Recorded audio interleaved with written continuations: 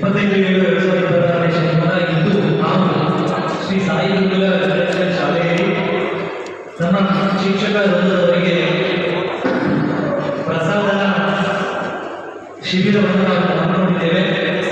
ಈ ಕಾರ್ಯಕ್ರಮದಲ್ಲಿ ವೇದಿಕೆಯಲ್ಲಿ ಉಪಸ್ಥಿತರಿರತಕ್ಕಂತಹ ಗುರುಕುಲ ಚಾರಿಟಬಲ್ ಟ್ರಸ್ಟ್ನ ಕಾರ್ಯದರ್ಶಿಗಳಾಗಿರತಕ್ಕಂತಹ ಶ್ರೀಮತಿ ಸೌಮ್ಯ ಪ್ರದೀಪ್ ಮೇಡಮ್ ಅವರಿಗೆ ಈ ಕಾರ್ಯಕ್ರಮದ ಪರವಾಗಿ ಹೃತ್ಪೂರ್ವಕವಾದಂತಹ ಸ್ವಾಗತ ಸುಸ್ವಾಗತವನ್ನು ಶಿಕ್ಷಕರ ಪರವಾಗಿ ವೇದಿಕೆಯಲ್ಲಿರತಕ್ಕಂತಹ ಎಲ್ಲರ ಪರವಾಗಿ ನಾವು ನಿಮ್ಮನ್ನ ಸ್ವಾಗತವನ್ನು ಕೊಡ್ತಾ ಇದ್ದೇವೆ. ಗುರುಕುಲ ಚಾರಿಟಬಲ್ ಟ್ರಸ್ಟ್ನ ಪ್ರಜಾಂತಿಗಳಾಗಿರ್ತಕ್ಕಂತಹ ಶ್ರೀಮತಿ ಸೋಮ ಪ್ರಸಾದ್ ಅವರು ಕೂಡ ವೇದಿಕೆಯಲ್ಲಿ ಉಪಸ್ಥಿತರಿದ್ದಾರೆ. ಅವರಿಗೂ ಕೂಡ ನಮ್ಮ ನಿಮ್ಮೆಲ್ಲರ ಪರವಾಗಿ ಹೃತ್ಪೂರ್ವಕವಾದಂತಹ ಸ್ವಾಗತ ಸುಸ್ವಾಗತ. ಹಾಗೆ ಅತಿ ಮುಖ್ಯವಾಗಿ ಈ ಕಾರ್ಯಕ್ರಮವನ್ನು ನಡೆಸಿಕೊಳ್ಳಲು ಆಗಮಿಸಿರ್ತಕ್ಕಂತಹ ಮುಖ್ಯ ಅತಿಥಿಗಳು ಹಾಗೂ ಸಾಹಿತಿಗಳು ನಮ್ಮ ವೇದಿಕೆಯಲ್ಲಿದ್ದಾರೆ. ಮೊದಲಿಗೆ ಸಂಬಂಧದ ವ್ಯಕ್ತಿಗಳಾಗಿ ಆಗಮಿಸಿರ್ತಕ್ಕಂತಹ ಡಾಕ್ಟರ್ ಸಾಸ್ವೆಹಳ್ಳಿ ಸತೀಶ್ ಸರ್ ಅವರಿಗೆ ನಮ್ಮ ನಿಮ್ಮೆಲ್ಲರ ಪರವಾಗಿ ವೇದಿಕೆಯಲ್ಲಿರ್ತಕ್ಕಂಥ ಎಲ್ಲರ ಪರವಾಗಿ ಹೃತ್ಪೂರ್ವಕವಾದಂತಹ ಸ್ವಾಗತ ಸುಸ್ವಾಗತ. ಶ್ರೀಮತಿ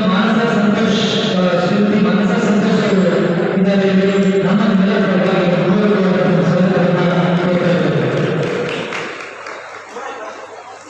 ಹಾಗೆ ಶ್ರೀಮತಿ ಗಿರಿಧರ್ ಸರ್ ಅವರು ಕೂಡ ಈ ಕಾರ್ಯಕ್ರಮದಲ್ಲಿ ಉಪಸ್ಥಿತರಿದ್ದಾರೆ. ಅವರಿಗೆ ನಮ್ಮ ನಿಮ್ಮೆಲ್ಲರ ಪರವಾಗಿ ಹೃದಯಪೂರ್ವಕ ಸ್ವಾಗತ ಸುಸ್ವಾಗತವನ್ನು ಕೊಡ್ತಾ ಇದ್ದೇವೆ.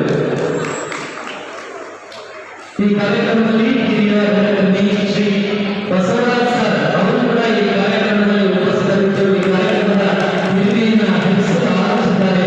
ಅವರಿಗೆ ನಮ್ಮ ನಿಮ್ಮೆಲ್ಲರ ಪರವಾಗಿ ಹೃತ್ಪೂರ್ವಕವಾದಂತಹ ಸ್ವಾಗತವನ್ನು ಕೊಡ್ತಾ, ಹಾಗೆ ಈ ಕಾರ್ಯಕ್ರಮದಲ್ಲಿ ಉಪಸ್ಥಿತರಿರ್ತಕ್ಕಂತಹ ಮಲ್ಲಿಕಾರ್ಜುನ್ ಸರ್ ಅವರಿಗೂ ಕೂಡ ನಮ್ಮ ನಿಮ್ಮೆಲ್ಲರ ಪರವಾಗಿ ಸ್ವಾಗತ ಸುಸ್ವಾಗತ.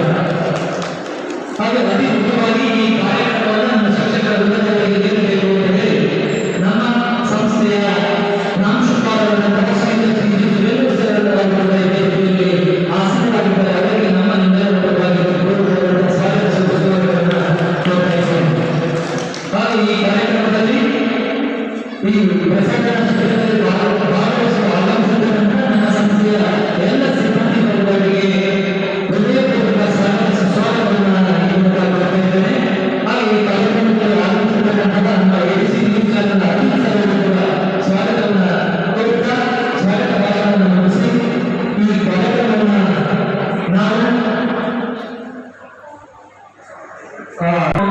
ನಾವು ಸಸ್ಯಕ್ಕೆ ನೀರನ್ನ ನಾವು ಹಾಕುವುದರ ಮುಖಾಂತರ ನಾವು ನೀರನ್ನ ಗುಣಪಡಿಸುವುದರ ಮುಖಾಂತರ ಈ ಕಾರ್ಯಕ್ರಮವನ್ನು ಉದ್ಘಾಟನೆಯನ್ನು ಮಾಡಬೇಕು ಅಂತ ಹೇಳಿ ನಮ್ಮ ಗುರುಕುಲ ಚಾರಿಟಬಲ್ ಟ್ರಸ್ಟ್ನ ಕಾರ್ಯದರ್ಶಿಗಳು ನಮ್ಮ ವೈದ್ಯರು ಪ್ರಾಂಶುಪಾಲನೆ ಈ ಮೂಲಕ ಹೇಳಿಕೊಡುತ್ತೇನೆ.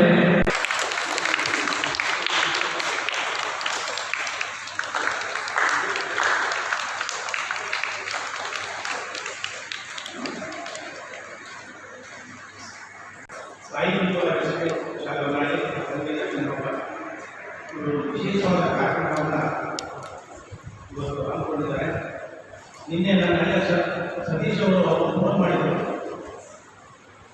ಅವಾಗೆ ಒಂದು ಗುರುಕುಲ ಶಾಲೆಗೆ ಒಂದು ಮೇಕಪ್ ದಯವಿಟ್ಟು ಕೊಡಬೇಕು.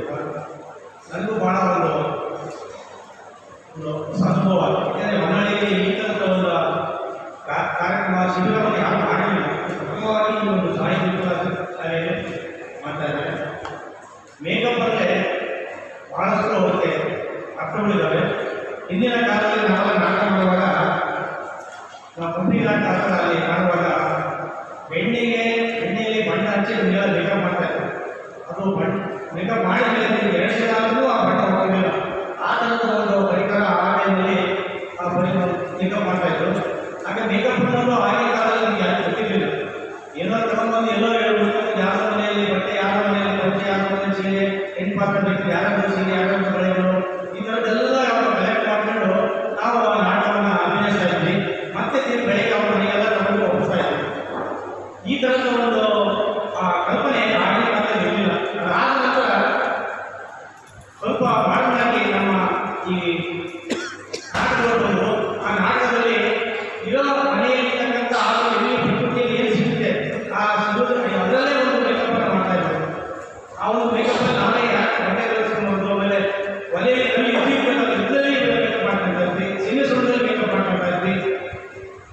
ಆಮೇಲೆ ನಾವು ಗಾಡಿ ಹೆಸರು ಕಣ್ಣಿಗೆ ಗಾಡಿಗಳು ಮೇಕಪ್ ಮಾಡ್ತಾ ಇದ್ವಿ.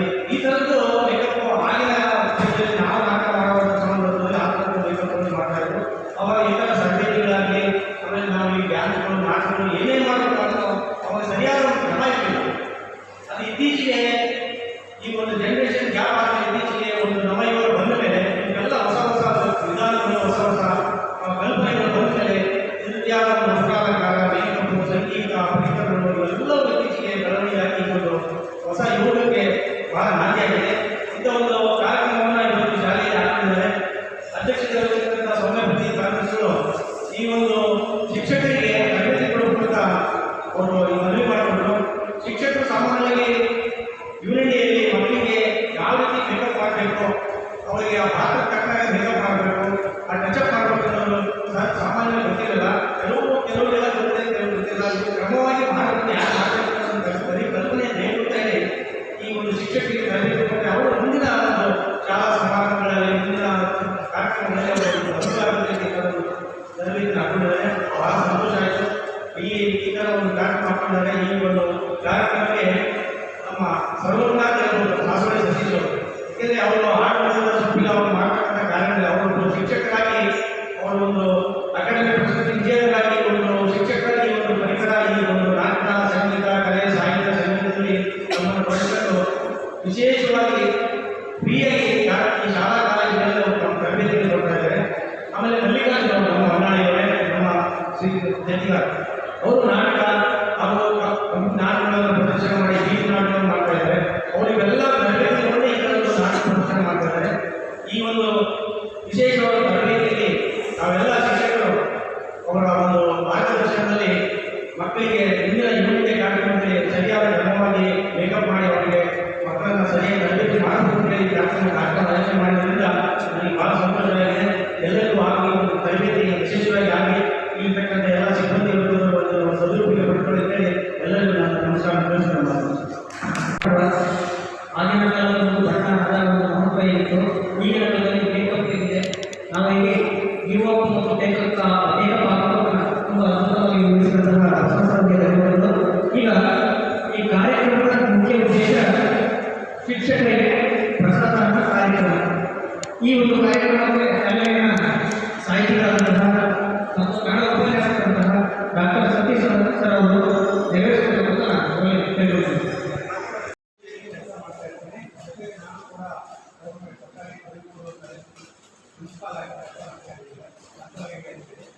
ಸರ್ ನನ್ನ ಜೊತೆಗೆ ಮಾನಸ ನಮ್ಮ ತಂಡದ ನಟಿ ಅವರು ಮಕ್ಕಳನ್ನು ಮಾಡ್ತಾರೆ. ಜೊತೆಗೆ ಈಗ ನಮ್ಮ ತಂಡದ ಮುಖ್ಯ ಮೇಕಪ್ ಆರ್ಟಿಸ್ಟ್ ಆಗಿ ಕೆಲಸ ಮಾಡ್ತಾರೆ. ಜೊತೆಗೆ ನಮ್ಮ ಗಿರಿಧರ್ ಅಂತೇಳಿ ಅವರು ಕೂಡ ನಮ್ಮ ತಂಡದ ಕಲಾವಿದರು, ಜೊತೆಗೆ ಮೇಕಪ್ ಆರ್ಟಿಸ್ಟು. ಹೊನ್ನಾಳಿಯವರು ನಮ್ಮ ಸ್ನೇಹಿತರು, ಮಲ್ಲಿಕಾರ್ಜುನ್ ಇಲ್ಲೇ ಹೊನ್ನಾಳಿಯವರು, ನಮ್ಮ ಬಸವರಾಜ್ ನಿಮ್ಮ ಹೊನ್ನಾಳಿಯ ಅತ್ಯಂತ ಹಿರಿಯ ನಾಟಕಕಾರರು. ನಿಮಗೆ ಯಾರಿಗೂ ಗೊತ್ತಿಲ್ಲ, ಒಂದು ಕಾಲದಲ್ಲಿ ಕರ್ನಾಟಕದಲ್ಲೇ ಅತ್ಯಂತ ಶ್ರೇಷ್ಠ ನಾಟಕಗಳನ್ನು ಮಾಡಿದಂಥ ಕೀರ್ತಿ ಕುಮಾರ್ ಬಂದಿಗಡಿ ಅವೆಲ್ಲ ನಮಗೆ ಇನ್ಸ್ಪೈರ್ ಮಾಡಿದಂಥವ್ರು. ರಂಗಭೂಮಿ ಬರೀ ಅಂತೇಳಿ ಇನ್ಸ್ಪೈರ್ ಮಾಡಿದಂಥವ್ರು ಅವರ ನಾಟಕವನ್ನು ನಾವು ಈಗಲೂ ಮಾಡ್ತಾ ಇದ್ದೀವಿ. ಶಿವಮೊಗ್ಗದಲ್ಲಿ ಅವರು ಟೀಮ್ ಮಾಡ್ತಾ ಇದ್ದಾರೆ. ಮುಖ್ಯವಾಗಿ ನಾವು ಇಲ್ಲಿ ಕಳೆದ ವರ್ಷ ನಾನು ರಾಜ್ಯೋತ್ಸವ ಪ್ರೋಗ್ರಾಮ್ಗೆ ಬಂದಾಗ ಹೇಳಿದ್ದೆ, ಒಂದು ಇಷ್ಟು ಜನ ಇದ್ದಾರೆ, ಒಂದು ಮೇಕಪ್ ವರ್ಕ್ಶಾಪ್ ಮಾಡಿದರೆ ಯೂನಿಯನ್ ಡೇ ಅಥವಾ ಯಾವುದಾದ್ರು ಪ್ರೋಗ್ರಾಮ್ಗೆ ಪ್ರತಿಭಾ ಕಾರಂಜಿಯಿಂದ ಹೆಲ್ಪ್ ಆಗುತ್ತೆ ಅಂತ ಮಾತಾಡಿದ್ರು. ಅದು ಸ್ವಲ್ಪ ಮುಂದಕ್ಕೆ ಹೋಗಿ ಇವತ್ತಿಗೆ ಬಂದಿದೆ. ನಾನು ಕೂಡ ಇವತ್ತು ರಜೆ ಬಂದಿಲ್ಲ, ರಜೆ ಅಂತಲೇ ಮಾಡೋದು. ಇಲ್ಲಿ ಟೆಸ್ಟ್ ಇರೋದ್ರಿಂದ ಒಂದು 2 hours ನನಗೆ. ಬಟ್ ಈಗ ನಾವೇನನ್ನ ಹೇಳ್ಕೊಡ್ಬೇಕು ಅಷ್ಟೊಂದು ಹೇಳ್ಕೊಡ್ಬೇಕು. ನನ್ನ ಉದ್ದೇಶ ಏನಂತಂದರೆ ನಾವು ನಿಮಗೆ ತೋರಿಸೋದಲ್ಲ, ನಾವು ನಿಮಗೆ ತೋರಿಸೋದಲ್ಲ, ನೀವು ಹ್ಯಾಂಡ್ ಮಾಡಿದರೆ ಎಷ್ಟು ಅನುಭವ ಜಾಸ್ತಿ ಆಗ್ತದೆ. ಹೀಗಾಗಿ ಒಂದು ಸ್ವಲ್ಪ ತೋರಿಸ್ಬಿಟ್ಟು ಮೇಕಪ್ ಮಾಡೋದು ಯೂಶ್ವಲಿ ನಿಮಗೆಲ್ಲ ಗೊತ್ತಿದೆ. ಎಲ್ಲರೂ ಹೆಣ್ಮಕ್ಳು ಜಾಸ್ತಿ ಇರೋದ್ರಿಂದ ನಿಮಗೆ ಮೇಕಪ್ ಬಗ್ಗೆ ಹೆಚ್ಚು ಹೇಳಬೇಕಾಗಿಲ್ಲ. ಮೇಕಪ್ ಯಾಕೆ ಮಾಡ್ಕೊಳ್ತೀವಿ ನಾವು? ಯಾಕೆ ಮಾಡ್ತೀವಿ?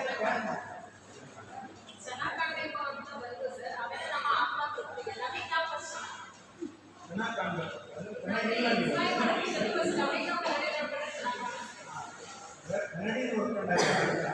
ಅಂದರೆ ನನ್ನ ಇನ್ನಷ್ಟು ಉತ್ಕೃಷ್ಟಗೊಳಿಸಿಕೊಳ್ಬೇಕು.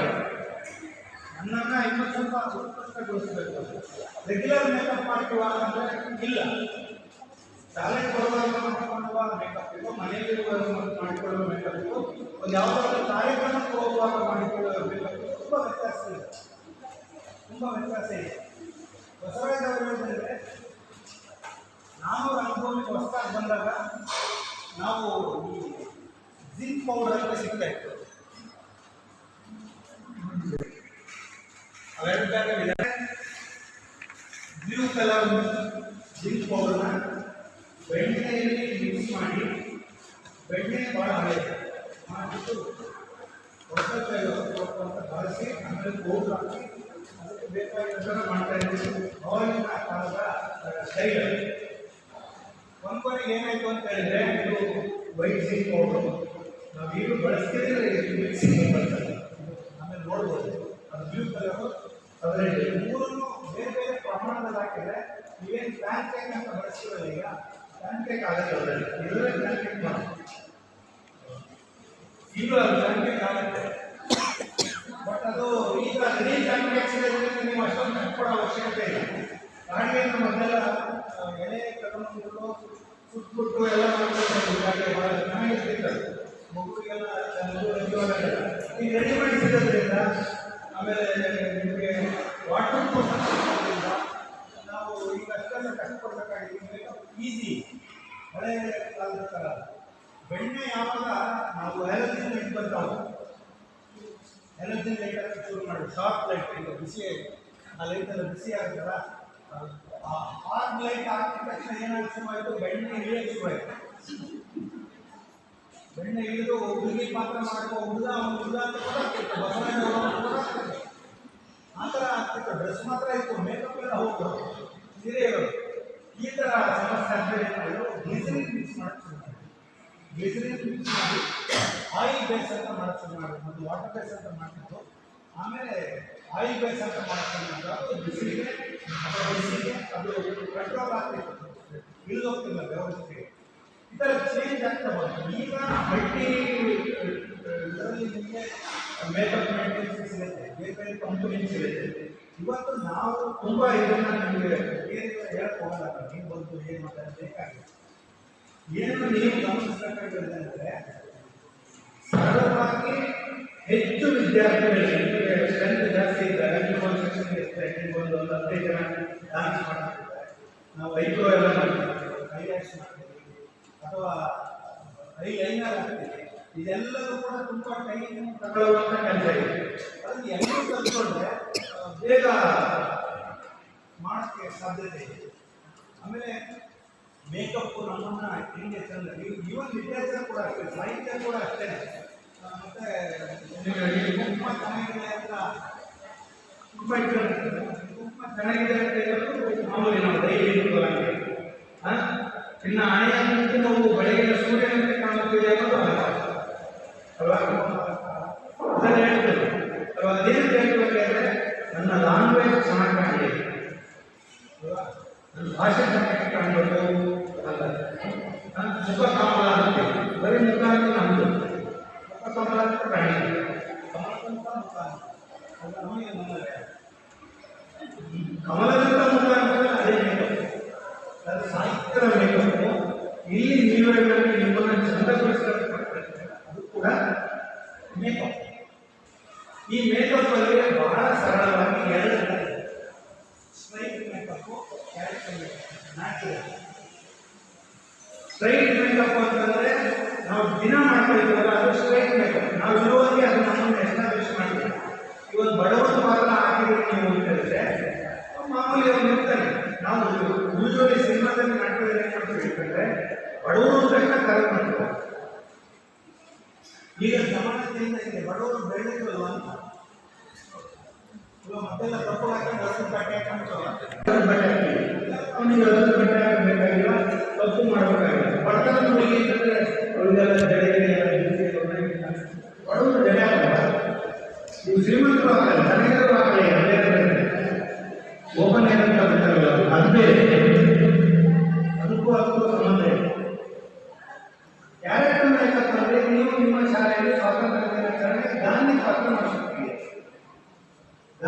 ಮಾಡಿಸಬೇಕಾಗಿದೆ. ಗಾಂಧಿ ಅಂದ ತಕ್ಷಣ ನಾವು ಹಳೆ ಗಾಂಧಿ ಮಾಡಲ್ಲ. ಹಳೆ ಗಾಂಧಿಗೆ ಕೂದಲಿ ಸೂಟು ಮುಟ್ಟೆಲ್ಲ ಆಗ್ತಾ ಇದೆ. ಗಾಂಧಿ ಅವರು ಕೋಟ ಇರ್ತಾರೆ, ಶ್ರೀಮಂತ ಮನೆಯ ಹುಡುಗ.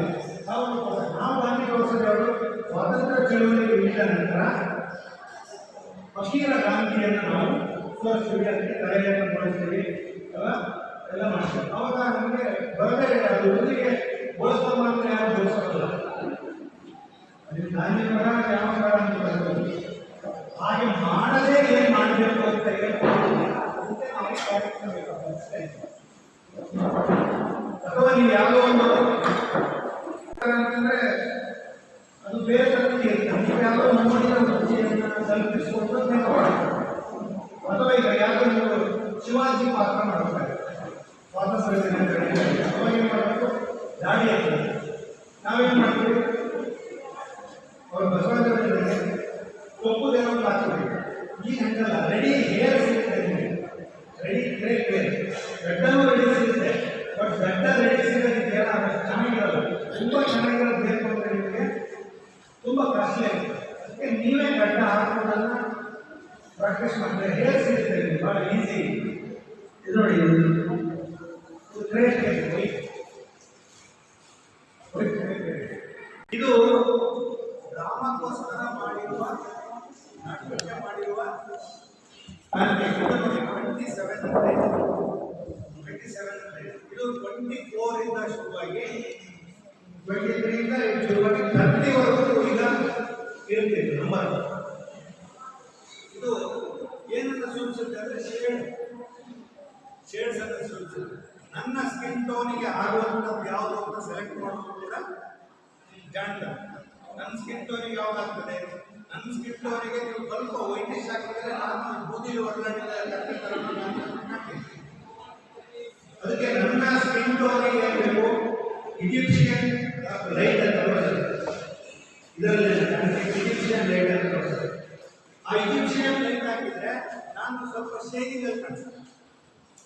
ಈ ಥರ ಸೆಲೆಕ್ಷನ್ ಇದೆಯಲ್ಲ, ಅದೇ ಮೇಕಪ್ಪಿನ ಮೊದಲನೇ ಟ್ರಿಕ್ ಏನಪ್ಪ ಅಂದರೆ ನಿಮ್ಮ ಸ್ಕಿನ್ಗೆ ಯಾವ ಆ್ಯಕ್ಚುಲಿ ಇಲ್ಲಿಗೆಲ್ಲ ಹಚ್ಕೊಂಡ್ರೆ ಇದಕ್ಕೂ ಕಲರ್ ಚೇಂಜ್ ಇರುತ್ತೆ. ನಾವಿಲ್ಲಿ ಹಚ್ಕೊಂಡು ಮನೆ ಕರೆಕ್ಟ್ ಹಚ್ಕೊಂಡು ಹೇಳ್ತಾರೆ, ಇಲ್ಲಿಗೆ ಹಚ್ಕೊಂಡು ನೋಡೋಕ್ಕಲ್ಲ.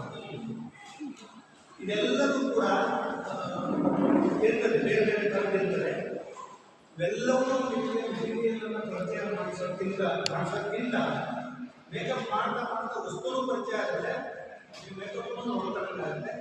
ನಾವು ಹೆಚ್ಚು ಲೈಟ್ ಮೇಕಪ್ ತೋರಿಸಲ್ಲ, ಕ್ಯಾರೆಕ್ಟರ್ ಮೇಕಪ್ ಇದು ಮಾಡಬೇಕು. ನಾಲ್ಕು ಮಾಡಬೇಕು. ಮೀಸೆ ಹಚ್ಬೇಕಲ್ಲ, ಗೊತ್ತಿದೆ ಮೀಸೆ ಬರದ್ರೆ ಚೆನ್ನಾಗಿ ಕಾಣಲ್ಲ. ನೀವೇನು ಮಾಡ್ತೀವಿ? ಮೀಸೆ ಬ್ಲಾಕ್ ಇರುತ್ತಲ್ಲ,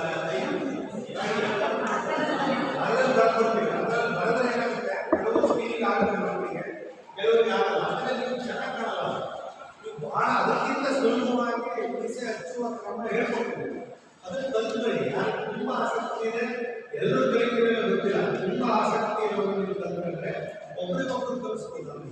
ನಾವು ಬೇಗ ಮುಗಿಸ್ಕೊಟ್ಟು ಹಿಂದೆ ಏನು ಮಾಡ್ಬೋದು ಅಂತ ನನಗೆ ತೋರಿಸ್ತೀವಿ. ನೀವೇನು ಮಾಡ್ತಾರೆ ಮಾನಸ ಅವರಿಗೆ ಒಂದು ಶುರು ಮಾಡಿದ್ರೆ ಅದು ಚೇಂಜ್ ಮಾಡ್ತಾ ಹೋಗೋಣ. ಅದನ್ನೇ ಆ ಕ್ಯಾರೆಕ್ಟರ್ ಚೇಂಜ್ ಮಾಡ್ಬೋದು, ಬೇರೆ ಬೇರೆ ಥರ ಮಾಡ್ತಾ ಹೋಗೋಣ.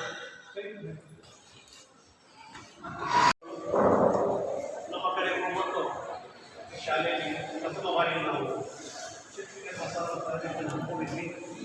ಇದರಲ್ಲಿ ವಿಶೇಷವಾಗಿ ನಮ್ಮ ಸಹಕಾರಿಯಾಗಿರ್ತಕ್ಕಂಥ ಸಾತ್ವಳ್ಳಿ ಸತೀಶ್ ಅವರು ತುಂಬ ಉತ್ಸಾಹದಿಂದ ಹಾಗೂ ನನ್ನನ್ನು ಮಾಡಬೇಕು ಅನ್ನೋ ಒಂದು ಇದರಿಂದ ಬಂದಿದ್ದಾರೆ. ಏನೋ ಒಂದು ಕಾರ್ಯಕ್ರಮ ಕೊಡಲೇಬೇಕು ನಾವು, ಮಾಡಬೇಕು. ಆ ನಿಟ್ಟಿನಲ್ಲಿ ಸಾರಿಂದ ಕಲಿಯೋದು ತುಂಬ ಇದೆ, ಬೇರೆ ಬೇರೆ ವಿಷಯಗಳಲ್ಲಿ. ಈ ವಿಷಯ ಸಂಬಂಧಪಟ್ಟಂಗೆ ಪ್ರಸಾದ ಸಂಬಂಧಪಟ್ಟ ಹಾಗೆ 100 ಸೆಮಿಸ್ಟರ್ ಎಫರ್ಟ್ ಹಾಕಿದ್ರು ಕೂಡ ಮೋಸ್ಟ್ಲಿ ಒಂದು 30-40 ರೀಚ್ ಆಗಿರ್ಬೋದು, ಕೆಲವು 40 ರೀಚ್ ಆಗಿರ್ಬೋದು. ಬಟ್ ನಮ್ಮ ಮತ್ತೆ ಸರ್ ಓಡಾಟ ಹೀಗೆ ಮುಂದಿನ ದಿನಗಳಲ್ಲಿ ಹಲವಾರು ಕ್ಷೇತ್ರಗಳಲ್ಲಿ ಇಲ್ಲಿ ಯಾಕಂದ್ರೆ ಒಂದು ಹಿರಿಯ ಉಪನ್ಯಾಸಕರು ಬರ್ಬೋದು, ಜೊತೆ ಇತಿಹಾಸಕಾರ ಹೌದು, ಆರಂಭದಲ್ಲೆಲ್ಲ ಹಾಗೆಯೇ ನಮ್ಮ ಸಾಸ್ವಳ್ಳಿ ಸತೀಶ್ ಅವರ ಕಾರ್ಯಕ್ಷೇತ್ರ ಇಲ್ಲ ಅನ್ನೋ ನಿಟ್ಟಿನಲ್ಲಿ ಒಪ್ಪಿಕೊಂಡಿದ್ದಾರೆ. ಆ ನಿಟ್ಟಿನಲ್ಲಿ ಅವಕಾಶ ಮಾಡಿಕೊಟ್ಟಿರ್ತಕ್ಕಂಥ ಎಲ್ಲ ಸದಸ್ಯರು ನಾನು ಧನ್ಯವಾದ ಹೇಳ್ತೇನೆ. ಜೊತೆಗೆ ತಾವು ಕೂಡ ಪ್ರಾಣದಿಂದ ಕುತೂಹಲದಿಂದ ಈ ಒಂದು ಕಾರ್ಯಕ್ರಮದಲ್ಲಿ ಭಾಗವಹಿಸಿದ್ದೀರಾ. ಕೆಲವೊಂದು ದಿವಸ ಕಲಿತಿದ್ದೀರಾ. ಯಾಕಂದರೆ ಕಲಿಕೆ ನಿರಂತರ ಇರ್ತದೆ. ಕೇವಲ ಒಂದು ದಿನ ಒಂದು ತಾಸು ಅರ್ಧ ತಾಸು ಕಲಿಕೆ ಅಲ್ಲ, ಕಲಿಕೆ ನಿರಂತರ. ಆ ನಿಟ್ಟಿನಲ್ಲಿ ಸತೀಶ್ ಎಲ್ಲ ಸದಸ್ಯರಿಗೆ ಟೀಮ್ ಮೆಂಬರ್ಶಿಪ್ ಬಂದಿದ್ದಾರೆ. ಅವರೆಲ್ಲರಿಗೂ ಕೂಡ ಶಾಲೆಯ ಸಮಸ್ತ ಆಡಳಿತ ಪರವಾಗಿ ಹಾಗೂ ಬೋಧಕ ಮತ್ತು ಬೋಧಕ ಸಿಬ್ಬಂದಿ ಪರವಾಗಿ ಉತ್ಪೂರ್ವ ಧನ್ಯವಾದ ಹೇಳ್ತಾರೆ. ಹಾಗೆಯೇ ಸಮಸ್ಯೆಯಿಂದ ಸಣ್ಣದು ಸನ್ಮಾನ ಮಾಡಿಕೊಡ್ತಾರೆ. ದಯವಿಟ್ಟು ಹೊಸರನ್ನು ಸಹಕರಿಸಬೇಕು.